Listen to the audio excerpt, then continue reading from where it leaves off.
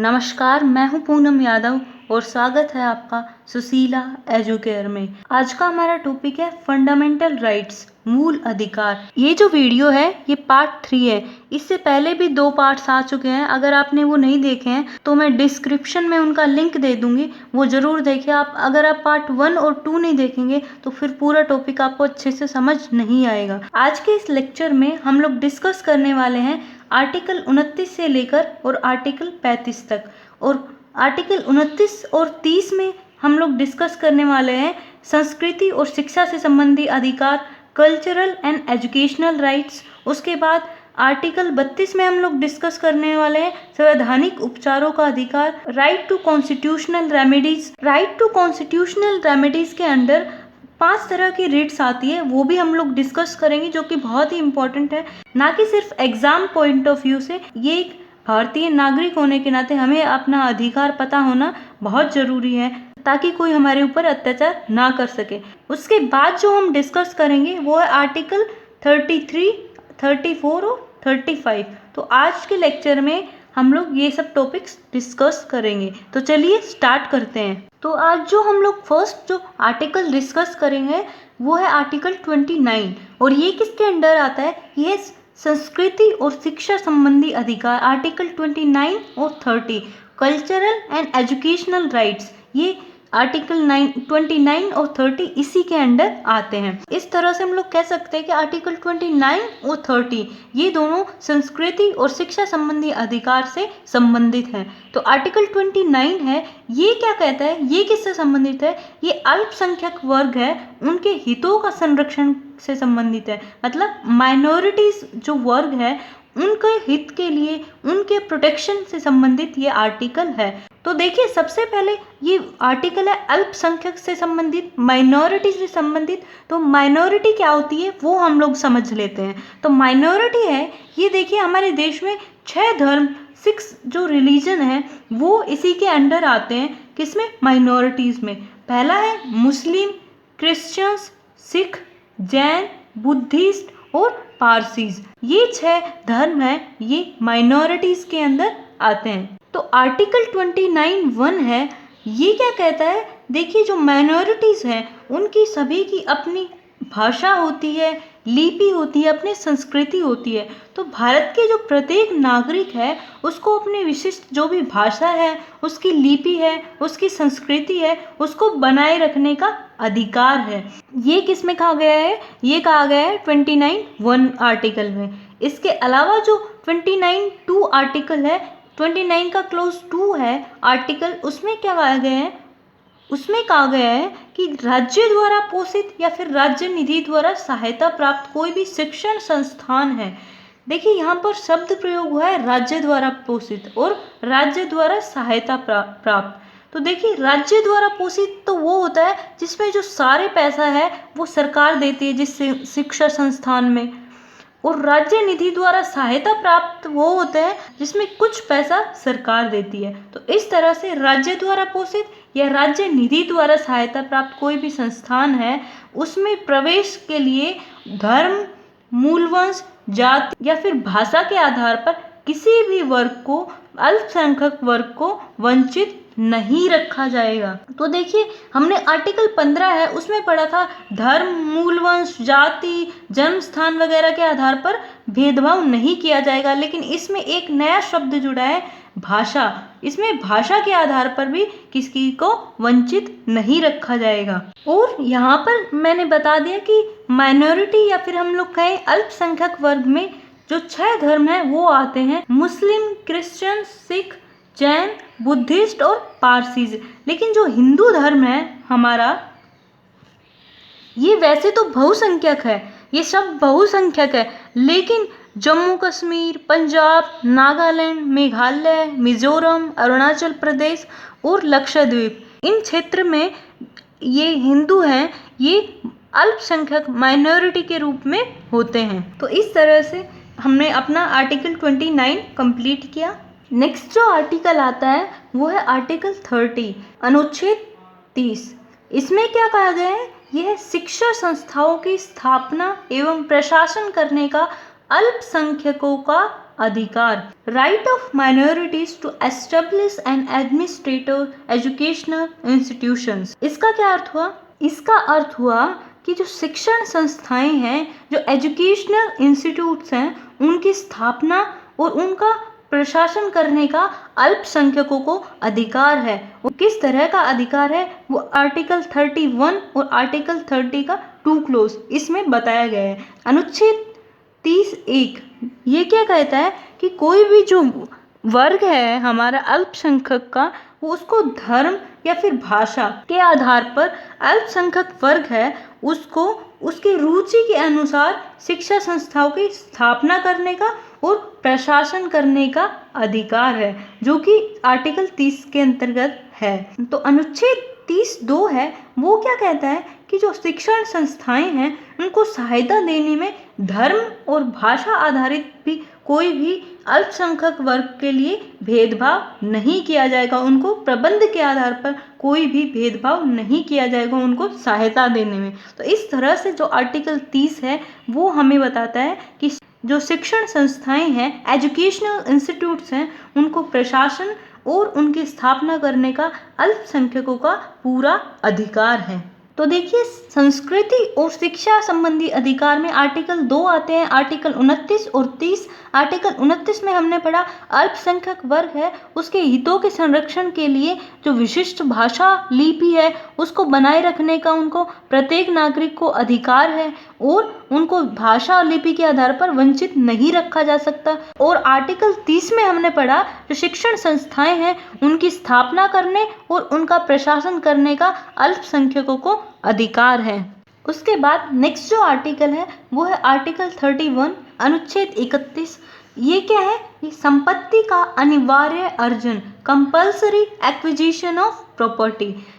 ये जो आर्टिकल है 31, ये हमारे फंडामेंटल राइट्स का पार्ट नहीं है, मौलिक अधिकार का भाग नहीं है। इसको 44वें संविधान संशोधन अधिनियम 1978 के द्वारा हमारा जो फंडामेंटल राइट्स है इससे हटा दिया गया और ये अभी फिलहाल हमारा कानूनी अधिकार है, लीगल राइट बन चुका है आर्टिकल 300(a) के तहत, अनुच्छेद 300 के तहत। तो देखिए, ये जो आर्टिकल है ये काफ़ी ज़्यादा इम्पॉर्टेंट है। इससे क्वेश्चन भी आ चुका है 2013 में यूपी लोअर सबऑर्डिनेट में। इसमें क्वेश्चन पूछा गया था कि निम्नलिखित में से मूल अधिकार नहीं है, तो उसमें दे दिया था 4 ऑप्शंस थे। समानता का अधिकार जो कि मूल अधिकार है हमारा, शिक्षा का अधिकार, राइट टू एजुकेशन, ये भी मूल अधिकार है। तीसरा दिया था संपत्ति का अधिकार जो कि हमारा मूल अधिकार नहीं है, ये हमारा कानूनी अधिकार है। ये पहले मूल अधिकार था लेकिन इसको 44वें संविधान संशोधन 1978 द्वारा हटा दिया गया।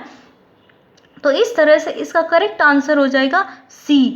तो संपत्ति का अधिकार है, वो मूल अधिकार नहीं है। उसके बाद जो नेक्स्ट आर्टिकल आता है वो है आर्टिकल 32, संवैधानिक उपचारों का अधिकार, राइट टू कॉन्स्टिट्यूशनल रेमेडीज। ये जो आर्टिकल है ये काफ़ी ज़्यादा इम्पॉर्टेंट है।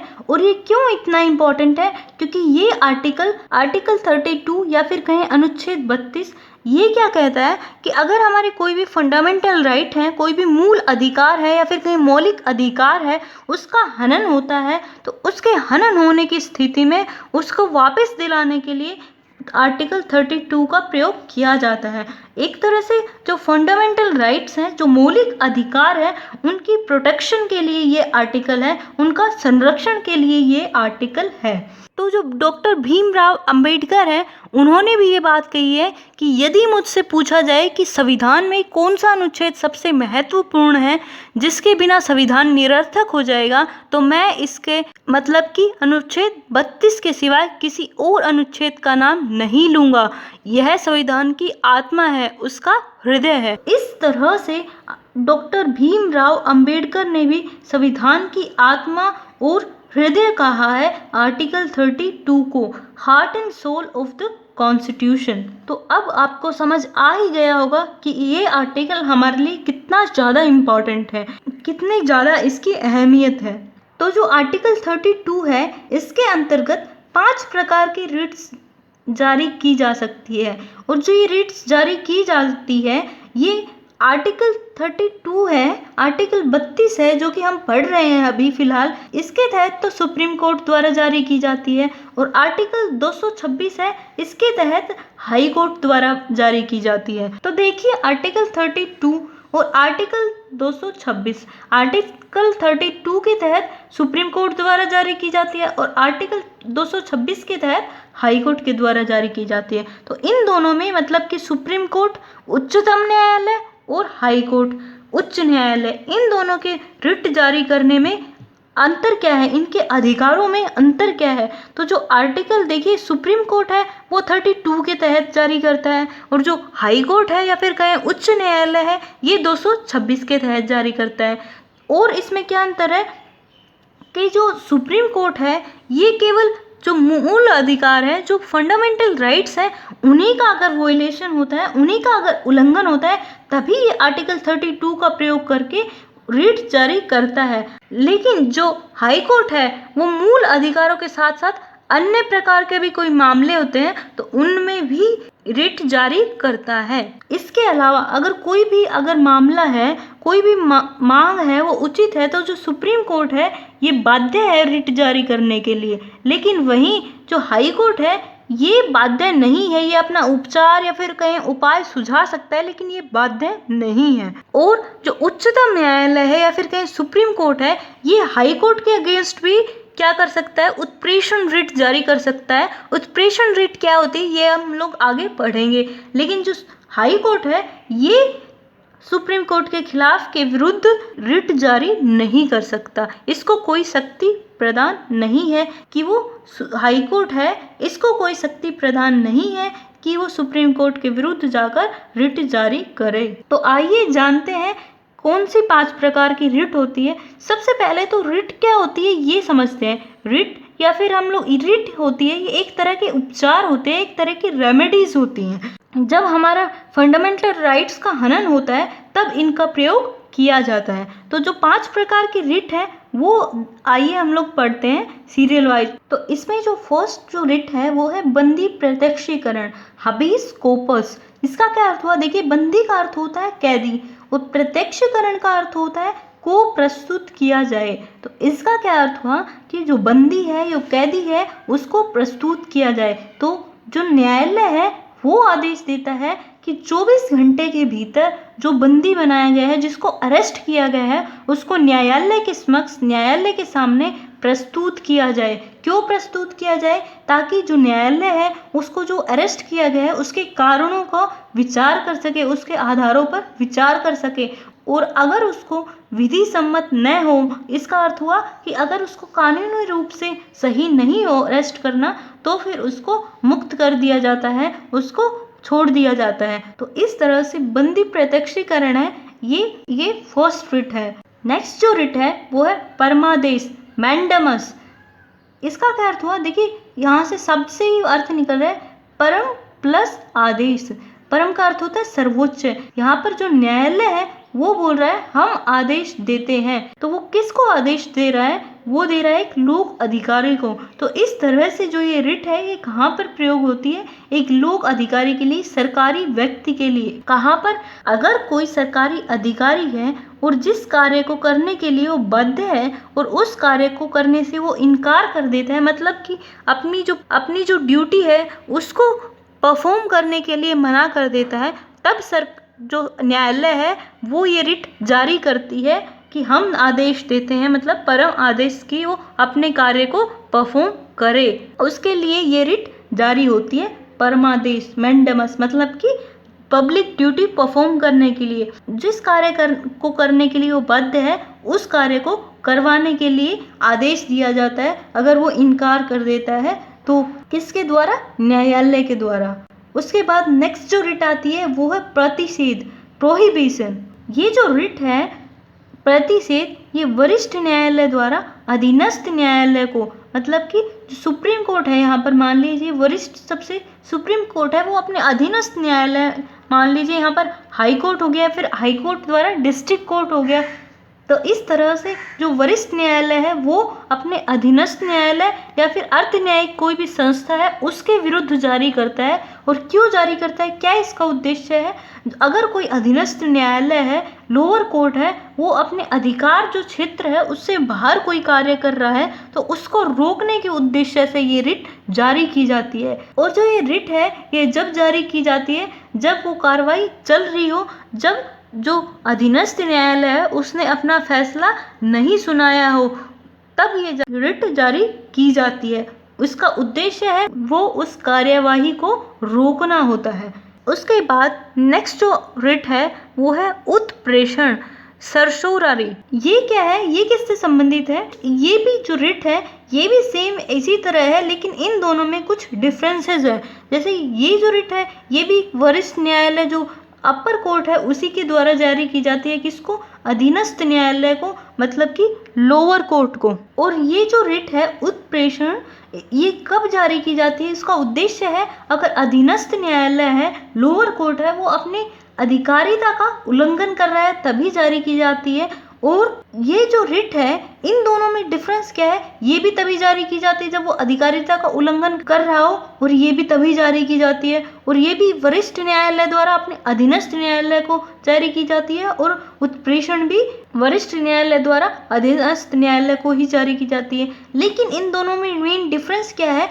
देखिए, ये काफ़ी कन्फ्यूजन होती है इसमें, लेकिन मेन जो डिफरेंस है वो ये है कि जो प्रतिषेध है, प्रोहिबिशन है, ये जब जारी की जाती है जब कार्यवाही चल रही है, जब कोई भी फैसला है, जो जजमेंट है वो सुनाया नहीं है लोअर कोर्ट ने, तब उस जजमेंट को, उस फैसले को रोकने के उद्देश्य से प्रोहिबिशन है ये रिट जारी की जाती है। लेकिन अगर कोई भी फैसला है, जो जजमेंट है, वो सुना चुकी है लोअर कोर्ट, तो ये जो जजमेंट है उसको या तो फिर रोकने और उसको पलटने के लिए, उस फैसले को रोकने और पलटने दोनों के उद्देश्य से क्या किया जाता है? उत्प्रेषण रिट जारी की जाती है। तो इस तरह से हम लोग कह सकते हैं कि जो प्रतिषेध रिट है, जो प्रोहिबिशन है, ये रिट तो कार्यवाही जो समाप्त नहीं है हुई है, बीच में चल रही है, तभी उसको रोकने के उद्देश्य से, लेकिन ये फैसला दे चुकी है कोर्ट अपना, उसके बाद उस फैसले को पलटने के लिए,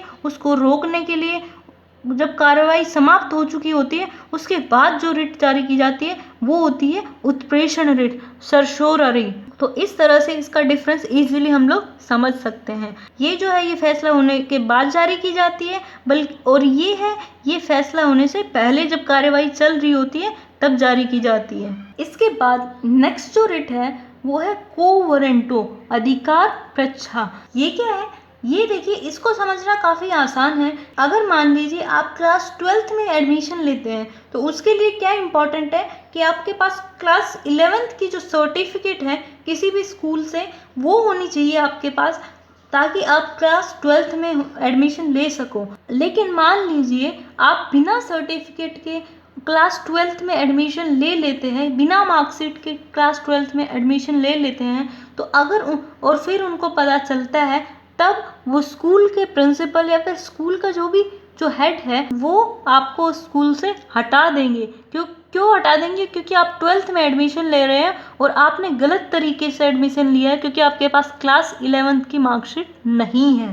तो इसी तरह से जो रिट है ये कुछ इसी तरह की है, क्वो वारंटो, अधिकार प्रच्छा। ये क्या है?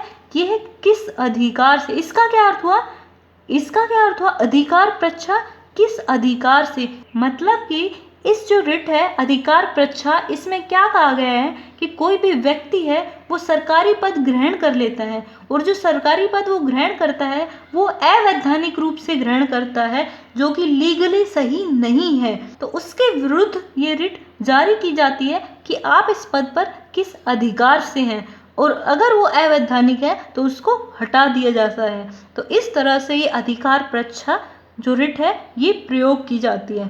तो इस तरह से हमने 5 रिट पढ़ी आज आर्टिकल 32 के अंडर, और आर्टिकल 32 को संविधान की आत्मा या फिर उसका हृदय कहा जाता है। और जो फर्स्ट रिट पढ़ी हमने आर्टिकल 32 के अंडर, वो है फर्स्ट है उसमें बंदी प्रत्यक्षीकरण हाबीज कोर्पस इसके अंतर्गत पढ़ा कि कोई भी व्यक्ति है उसको अरेस्ट किया जाता है तो उसको 24 घंटे के अंदर न्यायालय के समक्ष प्रस्तुत करना पड़ता है ताकि न्यायालय उसके कारणों का विचार कर सके। और अगर उसको गलत तरीके से अरेस्ट किया गया है, मतलब विधि सम्मत कानून की नज़र में सही नहीं है, तो उसको मुक्त किया जाता है, उसको छोड़ दिया जाता है। ये उसका अधिकार है। उसके बाद सेकंड पढ़ा हमने परमादेश मैंडमस। इसमें ये क्या होता है, ये सरकारी व्यक्ति है कोई भी, उसके विरुद्ध जारी की जाती है अगर वो कार्य करने से इनकार कर देता है जिसके लिए वो बाध्य है, मतलब पब्लिक ड्यूटी परफॉर्म करने के लिए। उसके बाद थर्ड पढ़ी हमने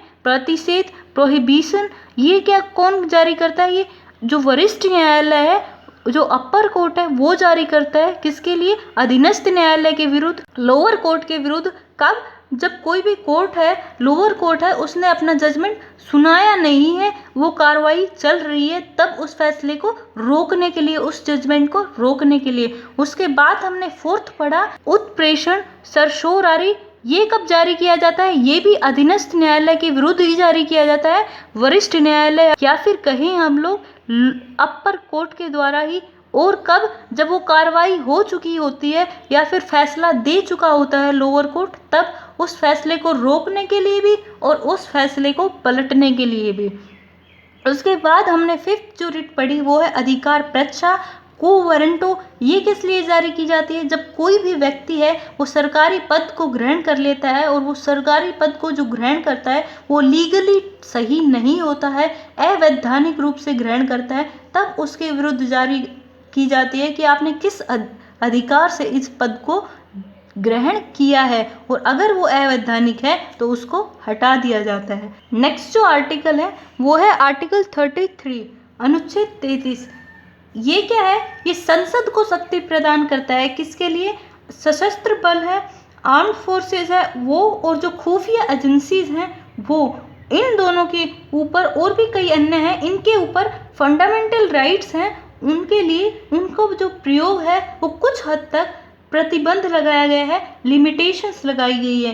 क्यों लगाई गई है, वैसे तो हम लोग बोलते हैं कि सबका ये अधिकार है, लेकिन यहाँ पर मैं बोल रही हूँ कि कुछ लिमिटेशंस लगाई गई है आर्म फोर्सेस पर और खुफिया एजेंसियों पर। क्यों लगाई गई है, इसका जो उद्देश्य है वो है अनुशासन बनाए रखना और जो समुचित कार्य है उनको करना। इन दो उद्देश्य की वजह से इनके ऊपर लिमिटेशंस लगाई गई है, युक्त प्रतिबंध लगाए गए हैं, रीजनेबल रेस्ट्रिक्शंस लगाई गई हैं। उसके बाद नेक्स्ट जो आर्टिकल आता है वो है आर्टिकल 34 अनुच्छेद 34। ये भी संसद को शक्ति प्रदान करता है। ये किससे संबंधित है कि किसी भी भारत के क्षेत्र में अगर जहाँ पर सैन्य अधिनियम लागू हैं वहाँ पर जो फंडामेंटल राइट्स हैं, जो मौलिक अधिकार है, उस पर जो है संसद प्रतिबंध लगा सकती है। ये शक्ति प्रदान करता है किसको, संसद को, कि जहाँ पर सैन्य अधिनियम लागू हैं वहाँ पर मौलिक अधिकारों पर प्रतिबंध लगाया जा सकता है। यह शक्ति आर्टिकल 34 के तहत संसद को प्राप्त है। नेक्स्ट जो आर्टिकल आता है वो है आर्टिकल 35 अनुच्छेद 35। ये किससे संबंधित है, ये संसद को कुछ विशेष जो फंडामेंटल राइट्स हैं, जो मौलिक अधिकार हैं, उनको कानून बनाने की शक्ति प्रदान करता है। लेकिन ये सिर्फ और सिर्फ संसद को ये शक्ति प्रदान करता है, कुछ फंडामेंटल राइट्स हैं उन पर कानून बनाने की। ये राज्य विधानमंडल है उसको ये शक्ति प्राप्त नहीं है, उसको ये अधिकार नहीं है कि वो फंडामेंटल राइट्स पर कानून बना सके। और कौन कौन से जो फंडामेंटल राइट्स हैं जिस पर संसद को शक्ति प्रदान है कि वो कानून बना सकती है, वो है अनुच्छेद 16(3), 32(3) और 33 और अनुच्छेद 34। इससे संबंधित मामले हैं उन पर संसद को अधिकार है कानून बनाने का। तो आज हमने क्या क्या पढ़ा उसका हम लोग एक क्विक रिवीजन कर लेते हैं। तो आज हमने पढ़ा संस्कृति और शिक्षा संबंधी अधिकार आर्टिकल 29 और 30, और आर्टिकल 29 में हमने अल्पसंख्यक वर्ग है उसके जो हित है उनसे रिलेटेड जो संरक्षण है, जो प्रोटेक्शन दिया जाता है वो पढ़े। आर्टिकल 30 में हम लोगों ने शिक्षा संस्थाओं की स्थापना और प्रशासन करने का जो अधिकार है अल्पसंख्यकों का वो पढ़ा। उसके बाद आर्टिकल 31 में हमने पढ़ा कि जो फंडामेंटल राइट था पहले, संपत्ति का अनिवार्य अर्जन, कंपल्सरी एक्विजिशन ऑफ प्रॉपर्टी, इसको फंडामेंटल राइट से हटा दिया गया। और कब हटाया गया? 44वें संविधान संशोधन अधिनियम 1978 द्वारा, और फिलहाल ये कानूनी अधिकार है। उसके बाद हमने आर्टिकल 32 पढ़ा और इसमें हमने 5 तरह की रिट्स पढ़ी। फर्स्ट है बंदी प्रत्यक्षीकरण, हबीस कोपस। सेकंड पढ़ी परमादेश, मैंडमस। थर्ड पढ़ी प्रतिषेध, प्रोहिबिशन। फोर्थ पढ़ी सर्सोररी, उत्प्रेषण। और फिफ्थ पढ़ी अधिकार पृच्छा, को वारंटो। उसके बाद हमने आर्टिकल 33 पढ़ा, फिर आर्टिकल 34 और आर्टिकल 35। तो इस तरह से जो हमारा फंडामेंटल राइट्स है ये टॉपिक कंप्लीट हुआ। और जो नेक्स्ट क्लास है उसमें हम लोग डिस्कस करेंगे नागरिकता, सिटीजनशिप। तो आज के लिए इतना ही। वीडियो यहाँ तक देखने के लिए थैंक यू सो मच।